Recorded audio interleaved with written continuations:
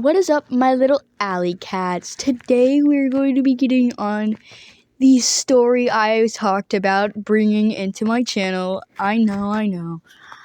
The Poppy Playtime X Minecraft story mode. Yeah, this is the one we're going to be covering. I'm going to have the speed paint up today, and I'll be reading through the story. Before I get into this, I have to say that this story has a lot of mischaracterization, because I kind of wanted to experiment with this story because, instead of the usual kind of characters, I wanted to experiment and see what they'd be like in a new story.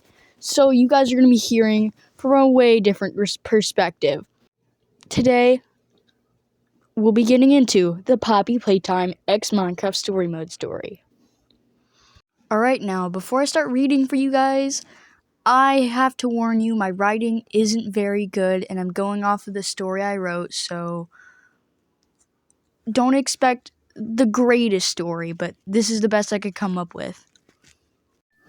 Axel, running deep into the spruce forest away from Beacon Town and its people, tripped on a log and fell to the ground. He tried to get up, but had sprained his ankle along with his leg. He quickly crawled towards a nearby bush in order to hide from his so-called friends. He was terrified of what might happen if he were around. Then Olivia exclaimed, "Axel, we need to talk." In an infuriated manner, Axel peeked to see where they were. And sure enough, they were only a couple feet away. However, Axel noticed Olivia holding a taser. He quickly ducked back behind the bush in fear as he thought to himself, "What did I do wrong? I tried to tell them I did nothing wrong, and yet they still won't listen." He was distraught, confused, and upset that his best friends would immediately go to conclusions about him being a criminal. Then, Jesse, the group leader, spoke up. "I found you, Axel. Quit hiding like a coward." Realizing he had finally been caught, Axel finally stood up, or at least he tried to with a sprained leg. Axel was shaking. He was scared of Olivia. He was scared that what if Olivia would tase him? And scared of everyone else trying to hurt him or worse. Axel replied, "What do you want from me? I didn't do anything wrong," in a shaky but angry tone. "Well then, why has everyone in town been saying you committed something awful?" Jesse exclaimed. Axel was starting to get irritated. "Jesse, you should know by now that I wouldn't do such things. We are best friends," Axel replied, furious. But Petra wasn't buying it. "Axel, you have already had a mischievous personality. How are we supposed to believe you?" she said back in an unconvinced voice. "She's right, you know. You don't have a very good reputation," Lucas replied, siding with Petra. However, Olivia was done listening to Axel speak, and right then and there, she shocked him with a taser. Olivia finally spoke up. "You're pathetic, you know that, Axel?" Axel tried to get up and talk back, but passed out from the pain and shock.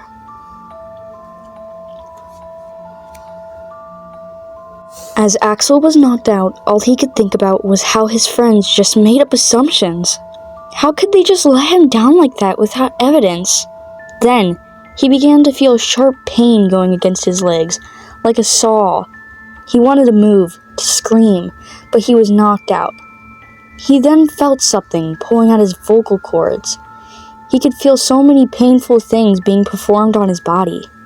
Eventually, after what felt like forever, he woke up. As he did, he noticed he was in a padded room. He tried to move, but he was in immense pain. Then, his appearance finally hit him like a truck.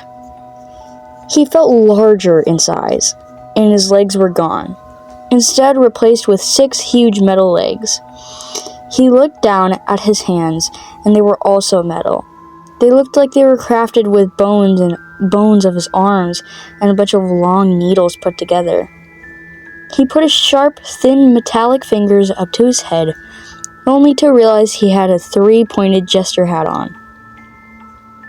He was terrified, to say the least. Something was terribly wrong with him, and he couldn't see it. Just then, he noticed the room he was in, separated from Olivia's lab by a huge pane of glass. He took this as an opportunity to look at himself through the reflection of the glass. There, he could see his face along with whatever he was wearing.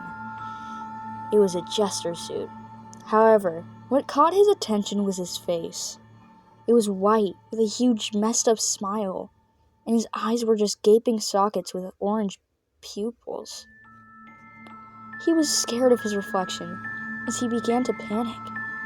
There in the glass, he noticed a note that read, "Axel, I'm strongly disappointed in you.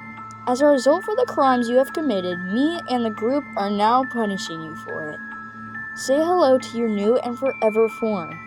You will be imprisoned in my lab for as long as I please. Also, I'm no longer letting you speak, as I have taken your vocal cords and put them in a jar. You can't escape. That glass is bulletproof. And I'm the one who has the keys to let you out. Signed by Olivia." In that moment, Axel was so furious that he began to rip up the note until it was tiny bits of what it once was. He then sat down on the white padded floor, defeated. He wanted to cry. He tried to rip his face off, hoping it was just a mask. But it wasn't. This was him now. He then heard a door open. It was Olivia, Jesse, Petra, and Lucas, and the other 3 he hadn't heard from since he got framed. Radar, Jack, and Stella.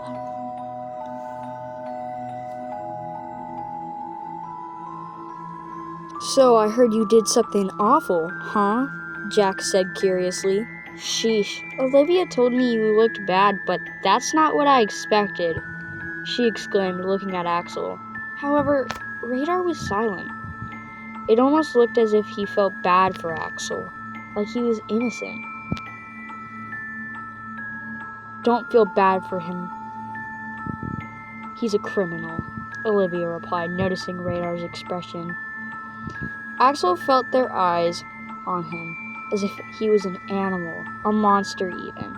He wanted to speak, to talk back, but he had no vocal cords, and the permanent smile on his face wasn't helping. Jesse then walked up to the glass and looked up at him. "No more running for you now, Axel," he said in a mocking manner. Alright guys, that's all I have for today.